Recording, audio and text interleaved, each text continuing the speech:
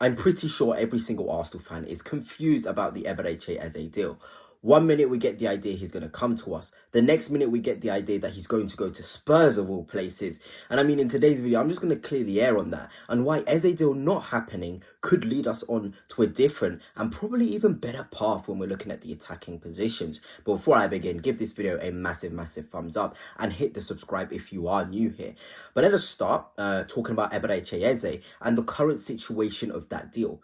My understanding is, whilst looking at Fabrizioromano, David Ornstein and other very reliable sources, is that Arsenal remain interested in Eberechi Eze, but his sort of priority is to come to us, but he's not closing the door to go to Spurs. So essentially, Eze would love to come to Arsenal, and that is his absolute utmost priority. But he isn't going to just close the door to the likes of Tottenham just due to his desire to come to Arsenal. And Arsenal's position is they'd love to have Eberechi Eze. Fabrizioromano has confirmed he is a priority for the attacker midfield position. But whether that deal develops is entirely on Arsenal Football Club pushing on and pulling the trigger.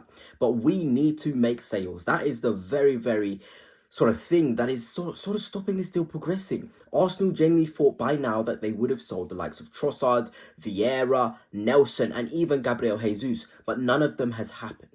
And that is slowing Arsenal right down. They're having to plan for a future in which all of those players actually end up staying. And this is going to frustrate a lot of Arsenal fans because for years, we have been saying, get the sales done. It's what is stopping us from being at the highest level. We cannot make enough profit on players we have signed. The likes of Liverpool always do it. Chelsea always somehow do it. Manchester City even do it on a lot of their players. But Arsenal Football Club, for whatever reason, we cannot sell. And that is stopping us pressing on with Eze. And we may get pipped, yes, pipped, by our North London rivals. And I think all of us, all Arsenal fans have this sort of attachment to Eberechi Eze. And we want him to come to Arsenal. But the reality of things is, if we don't get a move on in sales, it's not going to happen. The other factor is, of course, Waneri. Signing a new deal, he wants to have as many minutes as possible. We saw Arteta trusting Waneri in pre-season. So why would he actually want to sign another attacking midfielder like Eze, who's 27, with Ødegaard in the club? It just puts Waneri further down the pecking order, especially with the right wing position. Madueke Saka can play there, and Ethan's best position is in the middle. So from a logical standpoint, we've got to genuinely think about it. Is it not an overload to bring in Eberechi Eze on top of Ødegaard and Waneri in the middle? Then you look at the left wing options, Eze could play there, but then you've got Madueke, Trossard, Martinelli. One winger needs to go. And before I actually do get on with more of the content in this video and talk about Rafael Leao, a massive shout out once again to the guys at Dragon Jersey who are sponsoring this video. I see a lot of you guys have already purchased sort of kits using my code Fanatics for 10% off. I greatly appreciate it. Continue to do so because they have some really nice kits, Arsenal kits from the past, present, and also the ones that will be coming out in the future. So yeah, let's just continue on because I'm passionate about this. Eberechi Eze, and I know about you Arsenal fans watching this video, you're very passionate about him. But we've got to think from a logical standpoint. Eberechi Eze coming in is just going to block minutes for Waneri. And it doesn't make sense if he's coming in to play off the left because he's also worse on the left. If you want Eberechi Eze, you want him playing through the centre because that's how he's going to influence and impact games. If he's off the left, it gets rid of a lot of his superpowers. And we already have Madueke, Martinelli and Trossard.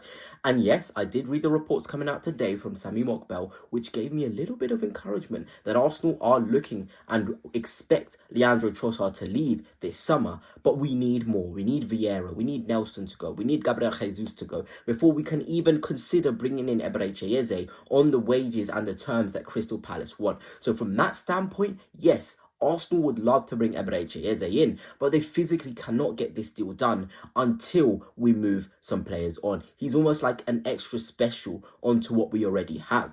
Well, yes, Eze, that may be frustrating, but I'm getting a lot of indications, a lot of sort of news heading towards the signing of Rafael Leao. And if you didn't know earlier in the video, as per usual, I'm going to put all the stuff, down in the description down below, all the sources, all the information, so you guys can literally look about what I'm talking about with some credibility and the sources backing it up. But like I was saying, earlier on in the summer, not the video, sorry, there was a call between Andrea Berta and Rafael Leao. And also IndyKaila, if you know him, he's a very good source for Arsenal, not for Arsenal news, but football news this summer. If you're on Twitter, you'll know about him. He's been getting a lot of things right, which is quite scary.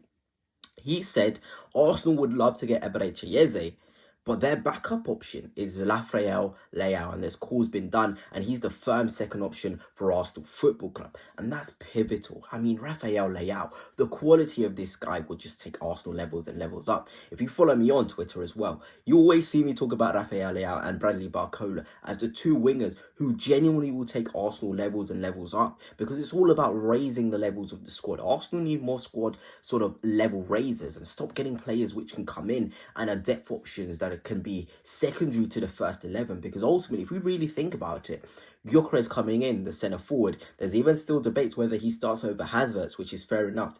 Where have Arsenal improved the starting 11? Except from Zubimendi as well, which was definitely needed because we lost both Partey and Jorginho. Where have Arsenal actually improved the starting 11? We came into this window with the idea of getting a centre forward who's better than Havertz, that can really push it. I guess in some ways you could say that is Gyökeres, so if you want, tick. On the left wing, we were all saying, we've been saying it for the past 3 or 4 seasons, since Arsenal first got interest in someone like Nico Williams, into last summer where we got Raheem Sterling, we need a left winger.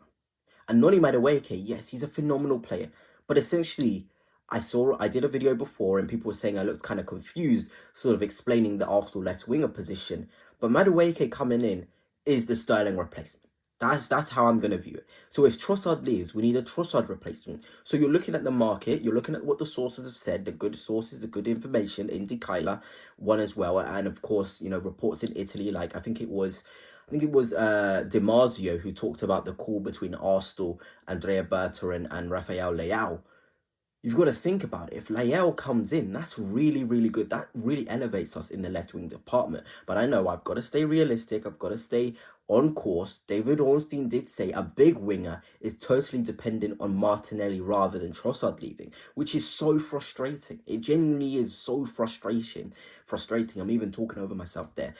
That Arsenal have to get rid of Martinelli to bring in a top left winger like Leao. Look, how many times have we become close to this title? It's now. It has to be now.